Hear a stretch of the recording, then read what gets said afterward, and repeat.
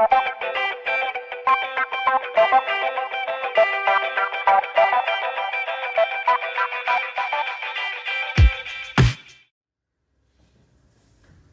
réponse la plus fréquente quand vous posez la question à un chrétien évangélique, c'est quoi ta religion? Il y a cette phrase culte qui revient.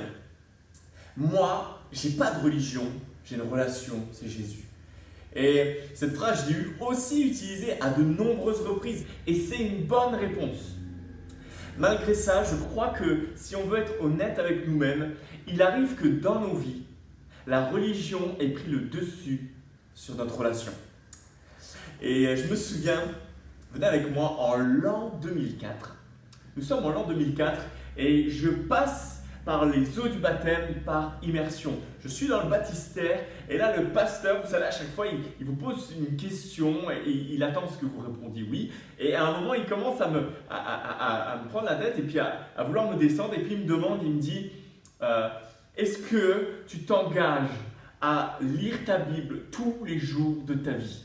Et là, vous savez, vous êtes dans l'eau, donc vous n'allez pas lui dire non. Donc vous réfléchissez 2 secondes et puis vous dites ok, oui, ok, sur ce, je te baptise au nom du Père, du Fils et du Saint-Esprit. Et vous voyez, juste parce que, en fait, j'avais promis que je lirais ma Bible tous les jours.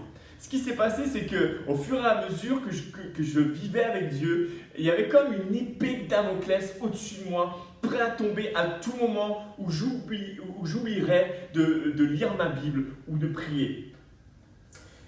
Et c'est comme ça qu'il m'est arrivé une fois de finir la journée et puis de me dire mince, j'ai pas lu ma Bible, vite mon téléphone. Et là, qu'est-ce que je fais? Je prends l'application YouVersion et puis je lis un verset biblique pour pouvoir me sentir mieux et pour pouvoir dormir tranquillement.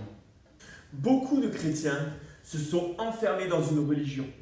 Ils font les choses comme on leur a apprises.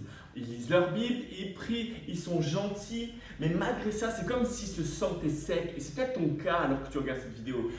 Tu fais tout bien, et en fait, tu as l'impression que ta relation avec Dieu, elle est sec. Les fleuves d'eau vive, la vie abondante, c'est pas quelque chose que tu arrives à vivre.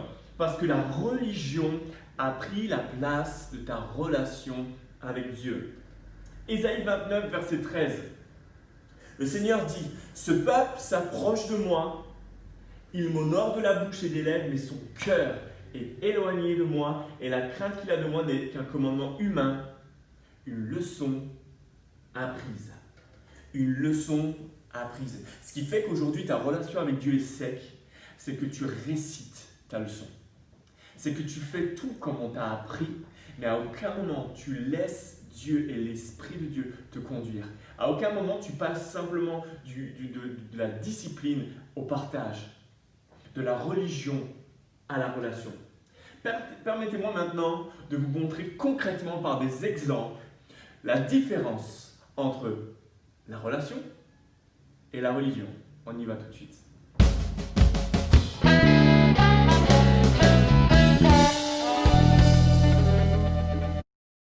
La religion, c'est le gars qui se dit « je peux servir Dieu sans Dieu ». C'est le genre de gars, c'est le pasteur qui est en train de faire sa prédication, qui se dit « mais ce serait peut-être bien de prier ». Ça craint. La relation, elle nous apprend à collaborer avec. Allez les gars, on y va! Et à dépendre de lui. Seigneur, que veux-tu que je fasse aujourd'hui? La religion, elle te dit qu'en gros, pour plaire à Dieu, tu dois faire ça, et puis ça. C'est nul. Alors maintenant que tu es chrétien, il faut vraiment retenir certaines choses. Surtout, tu pries tous les matins. Vraiment, le matin, c'est important, d'accord? La louange, tu verras, c'est au début du culte, quelques chants. Quand on te dit de te mettre debout, tu te mets debout. Quand on te dit de te mettre assis, tu te mets assis, ok? Et surtout, tout ce que ta main trouve à faire, fais-le. Par contre, quand tu vis la relation, c'est spontané. Tu peux prier, tu peux louer n'importe où.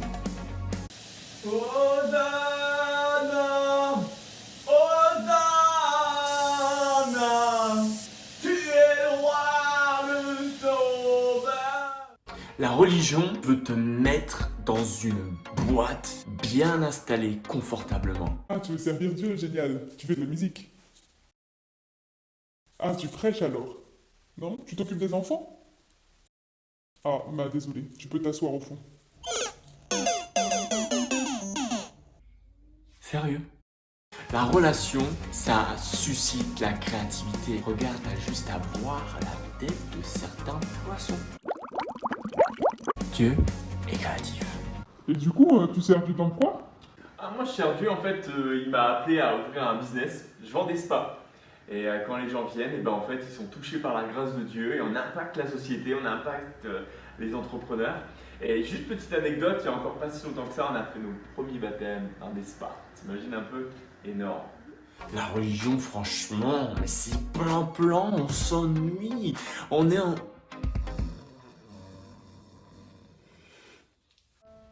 Et sinon, en ce moment, avec Dieu, tu dis quoi? C'est-à-dire? Oh, punaise.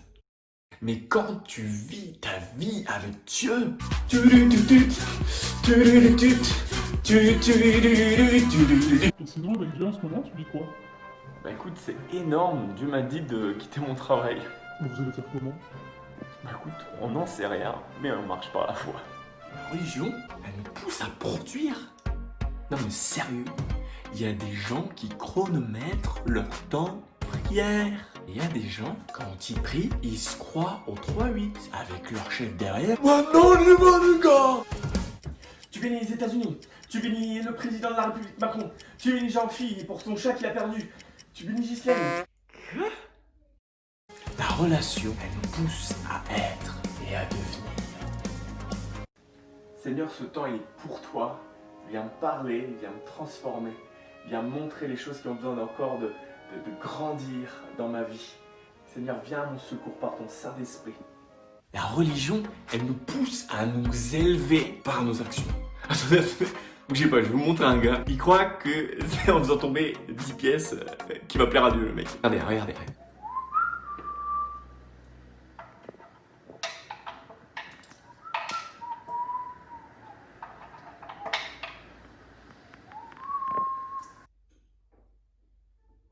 La relation, elle, cherche par tous les moyens à répondre au cœur de Dieu. Seigneur, c'est tout ce que j'ai. La religion obéit littéralement à ce qui est écrit. Et si ta main droite te pousse à mal agir, coupe-la et jette-la loin de toi. Car il vaut mieux pour toi subir la perte d'un seul de tes membres que de voir ton corps entier jeté en enfer.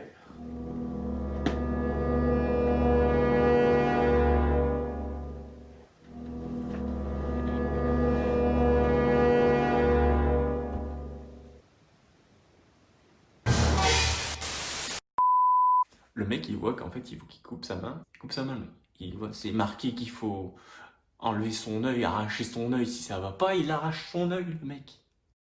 Par contre, le gars qui a une relation, il obéit par révélation.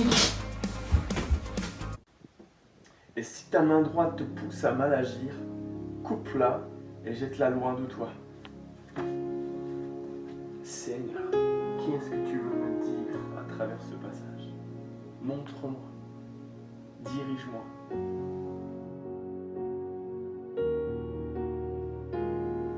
Maintenant, la question à se poser est la suivante. Que veux-tu? Est-ce que tu veux d'une religion évangélique ou une relation vivante, spontanée, profonde avec Dieu? Qu'est-ce que tu veux? Mon ami, il y a plus. Dieu veut plus qu'une relation superficielle, des leçons apprises. Alors comment faire pour vivre ce type de relation? Apocalypse chapitre 2, versets 2 à 4. Je connais tes œuvres, ton travail et ta persévérance. Je sais que tu ne peux pas supporter les méchants. Tu as mis à l'épreuve ceux qui se prétendent apôtres sans l'être, et tu les as trouvés menteurs. Oui, tu as de la persévérance. Tu as souffert à cause de mon nom et tu ne t'es pas lassé. Mais ce que j'ai contre toi, c'est que tu as abandonné ton premier amour. Ce que j'ai contre toi, c'est que tu as abandonné ton premier amour.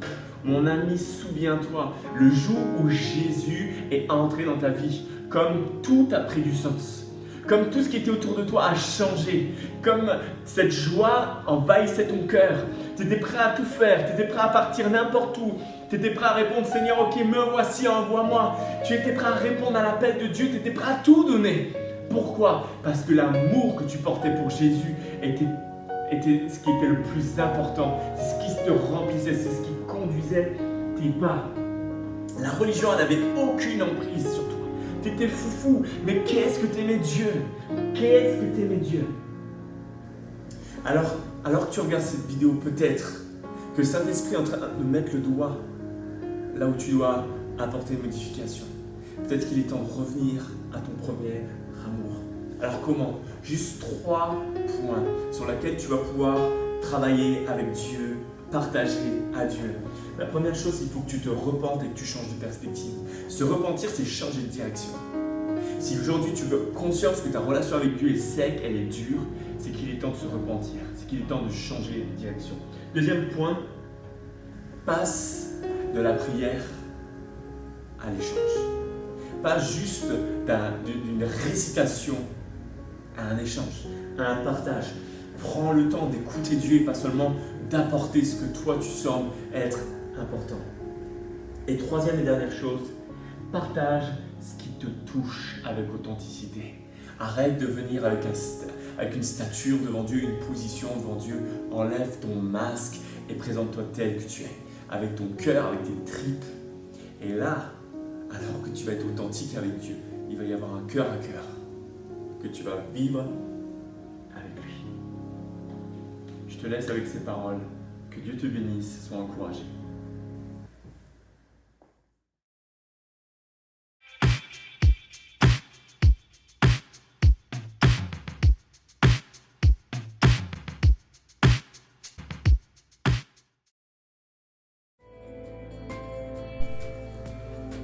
Merci à Sam pour son message. Laissez-moi vous amener sur quelques pistes de réflexion pour cette semaine.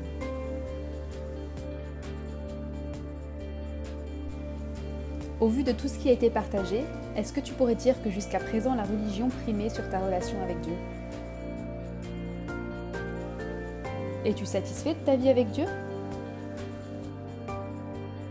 Quel changement tu vas pouvoir enclencher dans ta vie pour t'épanouir encore plus dans ta relation avec Dieu?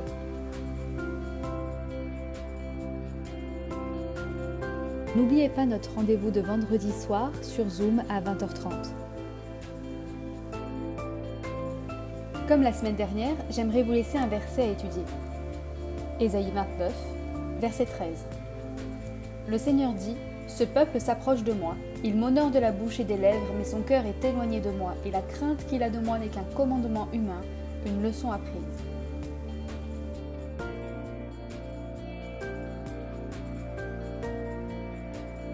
D'après ce texte, définissez selon vous la notion de crainte. Comment pouvons-nous aller concrètement au-delà de la leçon apprise? Quels conseils pourriez-vous partager pour vivre une relation encore plus forte avec Dieu? Et comment continuer d'entretenir l'amour pour Dieu malgré le nombre d'années chrétiennes que nous avons derrière nous? Nous vous souhaitons une agréable semaine et on se dit à vendredi.